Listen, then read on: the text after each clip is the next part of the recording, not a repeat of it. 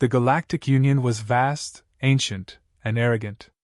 It spanned thousands of worlds, ruled by species that had mastered genetics, energy manipulation, and even limited precognition. They had seen civilizations rise and fall, catalogued countless species, and judged each one accordingly. Then there was Earth. Humans were a joke, a primitive, fragile species from a backwater planet that barely grasped interstellar travel. The Union's scholars found nothing remarkable about them. Weak musculature, unimpressive lifespans, reliance on outdated chemical propulsion, laughable.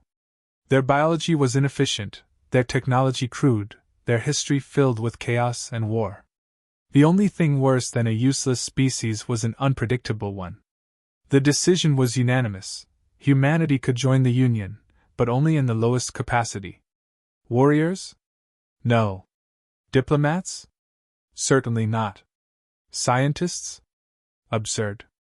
If humans wanted a place, they would clean the floors, fix minor malfunctions, and handle sanitation on ships where real soldiers and strategists worked.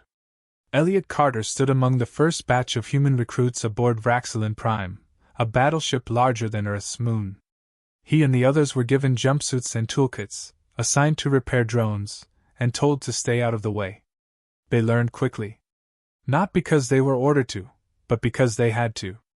Unlike the alien crews, humans didn't just follow procedure, they adapted.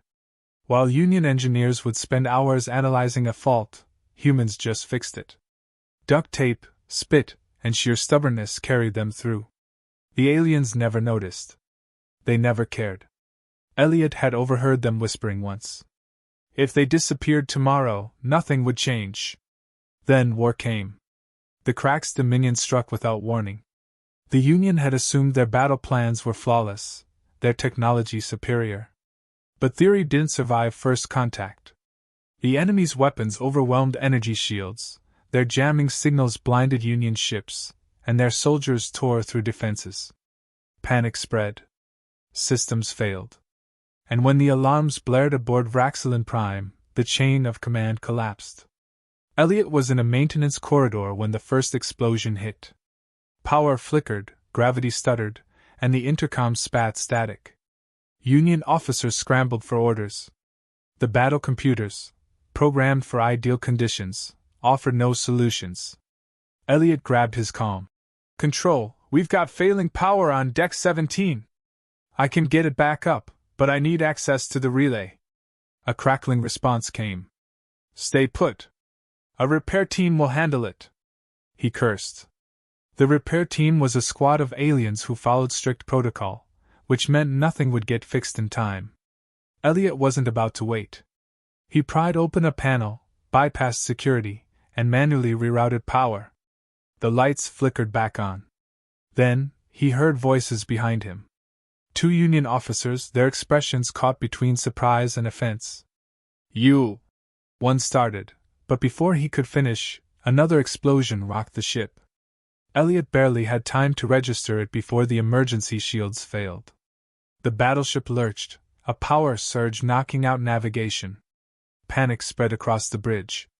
Weapons offline! Shields down to 20%! Engine relays are shorting out! Commander Varishka, one of the officers who had mocked humans the most, was frozen. His eyes darted between malfunctioning monitors, unable to accept what was happening. The fleet's perfect battle strategies were unraveling, and he had no idea what to do. Elliot didn't wait for permission. Where's your manual override? Varishka didn't answer. He was still stuck in shock. Elliot shoved past him, found the control panel, and worked faster than any Union technician would dare. A few burnt fingers later, he bypassed the lock systems and brought the emergency shields back online. For the first time, the aliens noticed. How did you? Varishka began, but Elliot was already running. He made it to the reactor chamber just as another explosion sent Union engineers scattering. They were paralyzed. Their training hadn't prepared them for improvisation. Their procedures only worked when everything was functioning normally. Elliot glanced at the control console, overheating, meltdown imminent. There was a proper way to fix it. Shut down the reactor, recalibrate the cooling systems, restart the core. The problem? That would take hours. They had minutes. So Elliot did what no Union engineer would ever dare. He grabbed a wrench, jammed open a coolant valve manually, and let freezing gas flood the overheating system. The reactor groaned in protest. But it held. Silence followed. One of the engineers, still in shock, whispered, "That shouldn't have worked." Elliot smirked. "But it did." The battle wasn't over. The Cracks Dominion didn't fight with honor or strategy. They overwhelmed, swarmed, and suffocated their enemies through sheer brutality. Their ships moved like predators, cutting through the Galactic Union's fleet as if they were nothing. On Vraxilin Prime, alarms still screamed. Fires broke out in multiple decks, gravity fluctuated, and the Union's officers barked conflicting orders. Their perfect system was falling apart. Elliot didn't care about ranks anymore. He was too busy keeping the ship from dying. Power conduits overloaded. Weapons were offline. The ventilation system choked on smoke. Union engineers hesitated, arguing about the correct course of action. Meanwhile, Elliot and the other humans were already moving. He pried open another access panel, this time tearing out a safety mechanism that slowed down repairs instead of helping them. The ship didn't need perfection. It needed to survive. A nearby alien officer saw what he was doing. "You can't do that!" "The failsafe. Failsafe's useless if we're dead." Elliot cut a wire, rerouted a circuit, and reactivated weapons power. A second later, the ship's rail cannons roared back to life. The sudden return of firepower caught the Cracks by surprise. For the first time since the battle started, Vraxilin Prime fought back. It wasn't elegant, it wasn't strategic, but it was human, messy, chaotic, and effective. Varishka saw it happen. He saw the ship's systems recover in ways none of his officers could have managed. For the first time, he didn't sneer. He didn't dismiss. He gave an order. "Get the humans access to all secondary systems." It was the first smart thing he had done all day. Elliot didn't need to be told twice. He and the other humans spread out, taking over repairs that the Union's rigid protocols couldn't handle. In one section, they reworked failing oxygen systems with spare tubing. In another, they patched critical hull breaches with industrial sealant meant for minor cracks. It was improvised. It was reckless. It worked. Other Union officers watched in disbelief. They had spent their entire lives following procedures, trusting automated systems, assuming their way was the only way. Now, those assumptions were dead. And without humans, they would be too. The realization spread through the crew like wildfire. The Galactic Union's perfect order was failing. And only the janitors were keeping them alive. The battle was dragging on, and the fleet was breaking. Every ship in the Union's formation was either crippled or destroyed, except for Vraxilin Prime. It wasn't because it was stronger. It wasn't because it had better weapons. It was because humans were holding it together while the rest collapsed. Elliot barely had time to breathe. Every system on the ship was hanging by a thread, and he was running on nothing but adrenaline. Across the comms, other human crews were reporting similar situations. They were the ones keeping their assigned ships afloat. Then came the orders.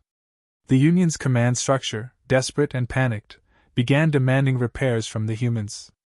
The same officers who had dismissed them, ignored them, and laughed at them were now treating them like the only ones who mattered. They weren't wrong. Elliot's team was sent to another ship, one of the few still intact but completely dead in the water. The officers on board had done everything by the book, and that was the problem. The book didn't cover what to do when everything went to hell. Engines offline. Life support failing. Cracks boarding craft inbound. The crew had already accepted their fate. Elliot had other plans. He forced his way into the control room, barely acknowledging the protests of the officers. Their ship was doomed? Maybe if they did things their way. He had no patience for hesitation. With no time to repair the engines, he found an alternative, rerouting every last bit of emergency power into the maneuvering thrusters. It was a terrible idea. If it didn't work, they'd spin into the void. It worked. The sudden burst of movement threw off the incoming crack's borders, their docking ships missing by inches. The Union officers stared at the screens, unable to comprehend how a janitor had just saved them. But Elliot wasn't done. The only way this fleet survived was if every ship still standing fought back. That meant they needed shields, weapons, and the humans who actually knew how to get them running.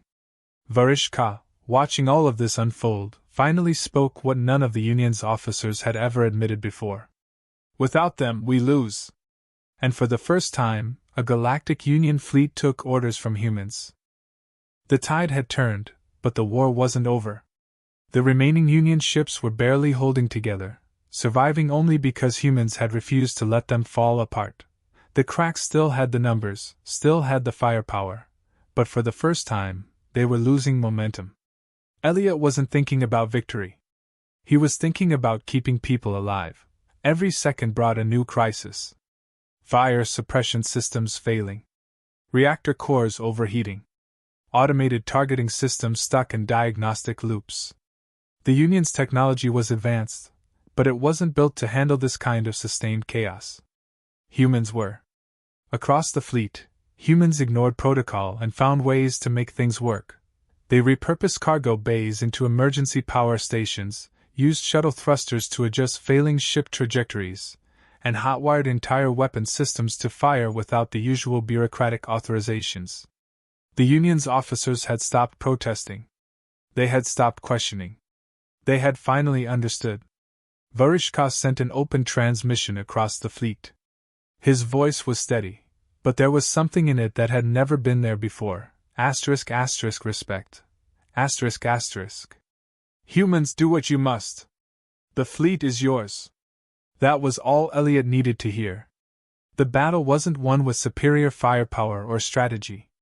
It was won because humans adapted faster than the enemy. While the cracks relied on overwhelming force, the humans outmaneuvered, outlasted, and outthought them.